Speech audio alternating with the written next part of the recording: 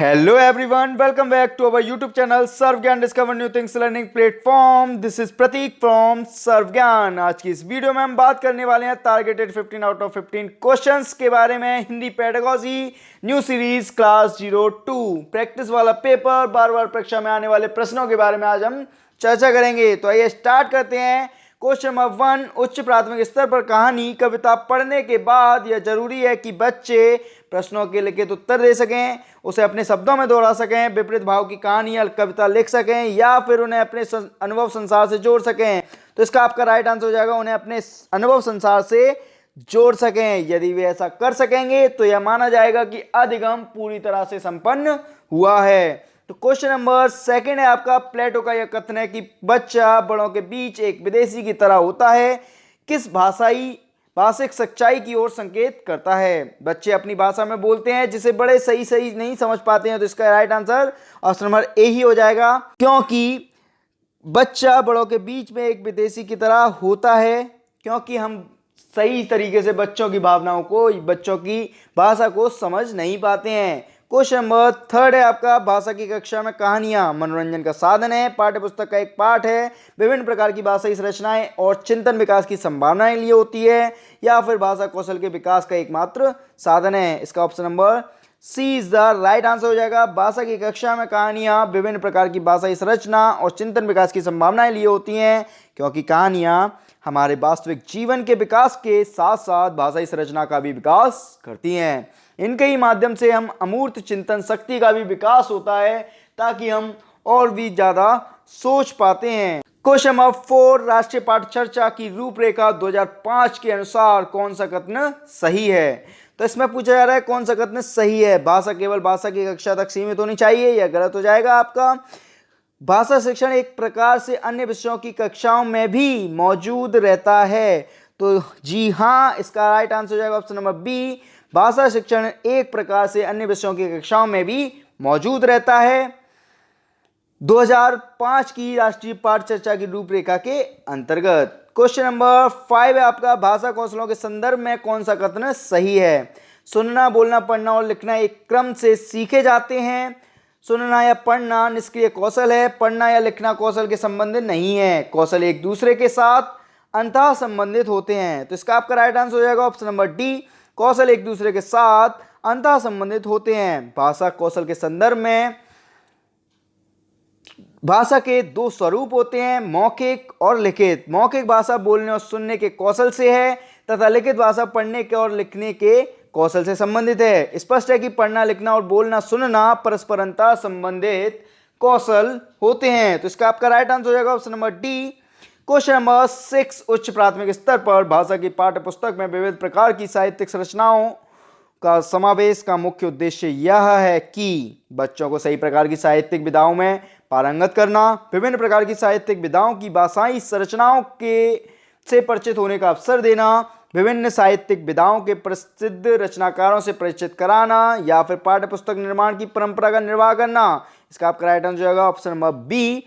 उच्च प्राथमिक स्तर पर भाषा की पाठ्य पुस्तक में विविध प्रकार की साहित्यिक संरचनाओं के समावेश का मुख्य उद्देश्य विभिन्न प्रकार की साहित्यिक विविधताओं को की भाषाई संरचनाओं से परिचित होने का अवसर देना होता है।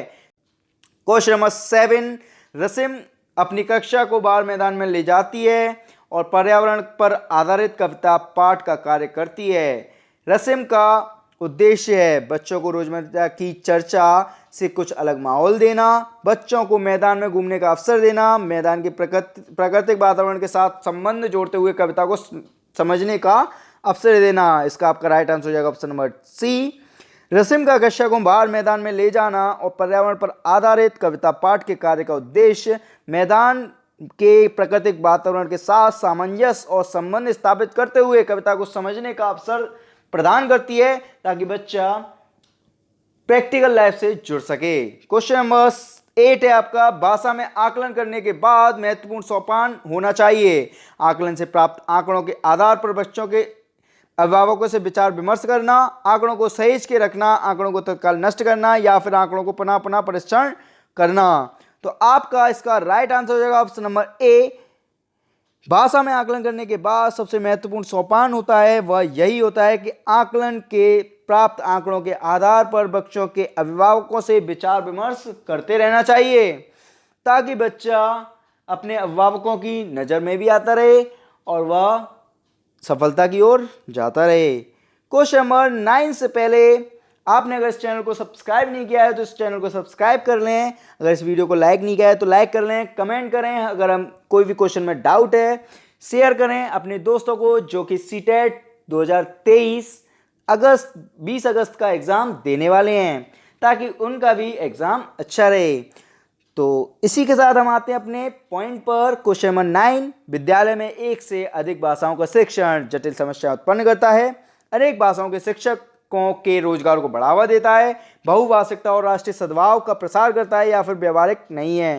तो इसका आपका राइट आंसर हो जाएगा ऑप्शन नंबर सी, विद्यालय में एक से अधिक भाषाओं का शिक्षण बहुभाषिकता और राष्ट्रीय सद्भाव का प्रसार करता है। तो क्वेश्चन नंबर 10 है आपका, भाषा शिक्षण की प्रत्यक्ष विधि में मातृभाषा का निरर्थक हस्तक्षेप होता है, भाषा अर्जन की स्वाभाविक स्थिति का निर्माण होता है, अतिरिक्त शिक्षण सामग्री की कोई आवश्यकता नहीं, या फिर भाषा की व्यवस्थित संरचनाओं के लेखन हेतु अभ्यास पर बल दिया जाता है। तो इसका आपका राइट आंसर हो जाएगा ऑप्शन नंबर बी, भाषा शिक्षण की प्रत्यक्ष विधि में भाषा अर्जन की स्वाभाविक स्थिति का निर्माण हो जाता है।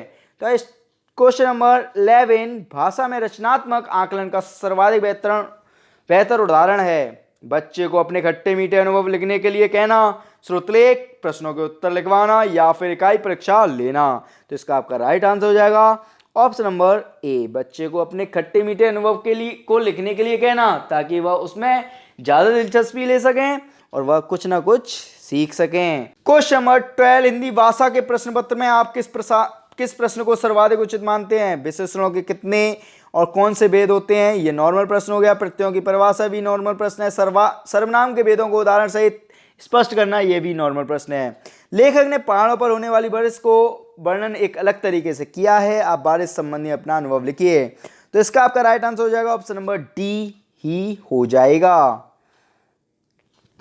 हिंदी भाषा के प्रश्न पत्र में लेखक ने पहाड़ों पर होने वाली बारिश का वर्णन एक अलग तरीके से किया है, आप बारिश संबंधी अपना अनुभव लिखिए, सर्वाधिक उचित प्रश्न होगा।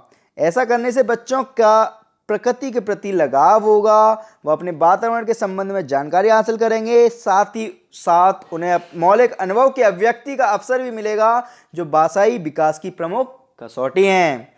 यानी वह अपने आप के अनुभव को भी उसमें वह प्रदर्शित कर सकेगा। क्वेश्चन नंबर 13 है आपका, चॉम्स्की के अनुसार डैश के कारण बच्चे भाषा सीखते हैं? भाषाई समाज, भाषा अर्जन भाषा, आकलन क्षमता, या फिर व्याकरणिक नियमों की जानकारी से ही।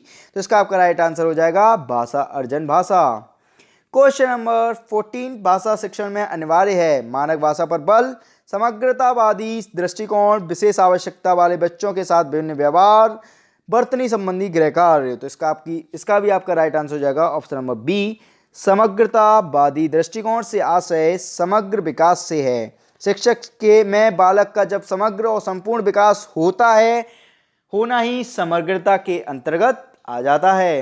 क्वेश्चन नंबर 15 और लास्ट क्वेश्चन है आपका, विशेष आवश्यकता वाले बच्चों की भाषा का आकलन करते समय उन्हें प्रश्न संख्या में विशेष छूट मिलनी चाहिए?